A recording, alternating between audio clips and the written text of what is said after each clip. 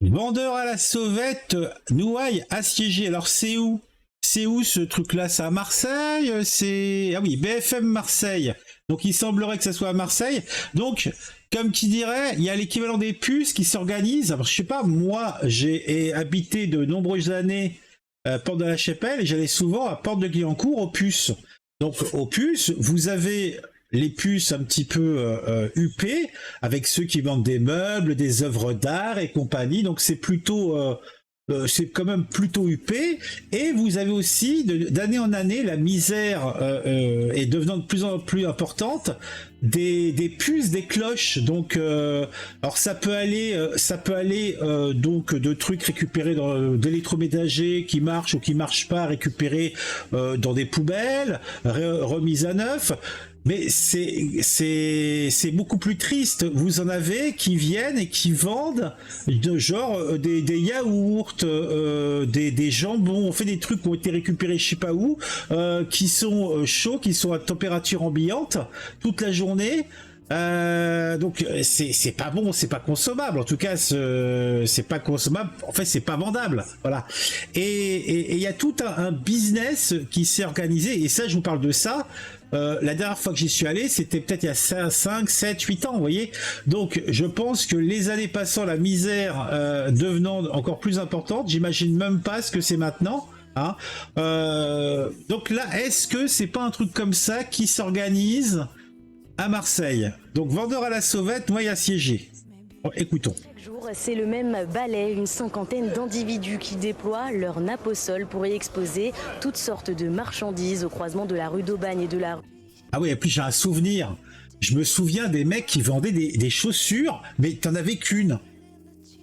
Ah, ou des pantalons. En fait, de la sape, mais de la vilaine sape, quoi.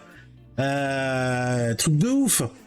Rue Rodolphe Polac, des vendeurs à la sauvette munis de toutes sortes de produits. Voilà, exactement ça là. Vous en avez un exemple avec les mecs là, une paire de chaussures qu'on déjà bien vécu, des télécommandes pour des télés, hein, je suppose, quelques vieux jeans. Des bouteilles en plastoc, un casque qui vient de je sais pas où, peut-être un vieux ballon de football crevé. Ça pue la misère quand même, ça pue la misère. Et ce qui est dramatique, c'est que c'est des gens qui essayent de faire, à la limite, ils essayent de faire un boulot honnête. Ils essayent de faire du commerce. Produits de seconde main, des ordinateurs, des téléphones portables, des vêtements ou encore des chaussures. Ils accaparent la rue et créent un véritable marché informel, ce qui provoque la colère des habitants et commerçants du quartier. Ils dénoncent une situation insoutenable entre incivilité permanente, dégradation des biens publics ou encore une insécurité grandissante.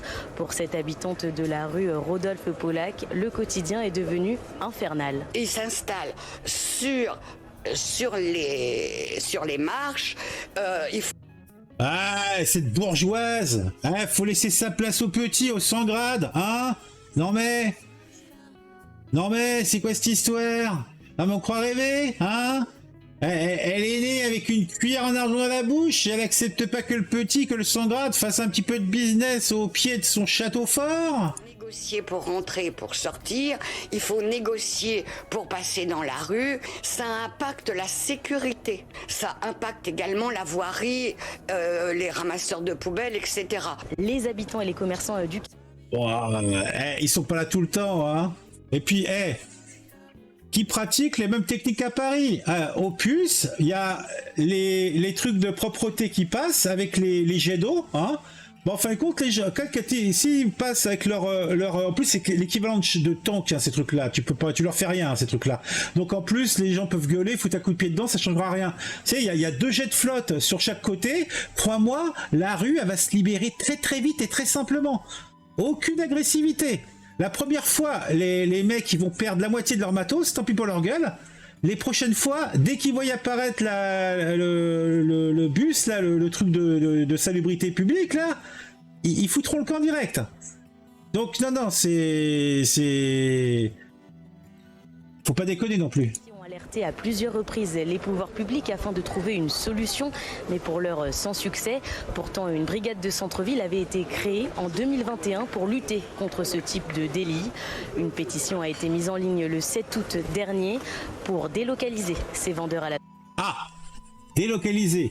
Ah, on délocalise les coins crack, on délocalise les coins deal, on va délocaliser les puces, qui s'organisent.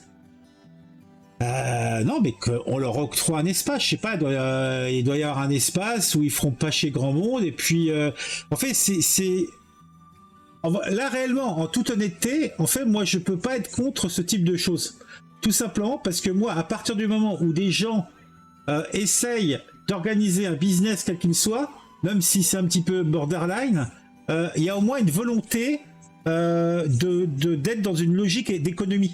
Et moi, personnellement, je peux pas trouver ça négatif. Moi, ce qui me pose problème, c'est les spoliateurs, les voleurs, les machins. En fait, ceux qui n'échangent, qui n'essayent pas, qui ne sont pas dans l'interaction, qui ne sont pas dans l'échange. Hein. Là, il y a un échange, il y a une tentative d'échange. Sauvette. Voilà. Bon, bah, c'était rigolo. Bah, je sais, c'est Maximus qui nous a envoyé ça. Bah, merci à lui. C'est intéressant. En tout cas, moi, je trouve ça très très intéressant. Les vendeurs à la sauvette, hein, des puces qui s'organisent.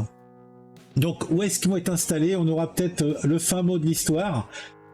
Ah, la poussière sous le tapis, hein, une mode française. Et les unijambistes ont-ils le droit à moins 50% des rabais lors des achats d'une chaussure? Peut-être. Bah, souvent, en général, je me souviens de ces marchés-là, donc les puces, si t'attendais la fin de la journée, en général, la moitié du matos, donc les flics arrivaient, le matos restait sur place, hein. Ils allaient pas donc tu pouvais faire de bonnes affaires et récupérer une chaussure gratos. On se met bien.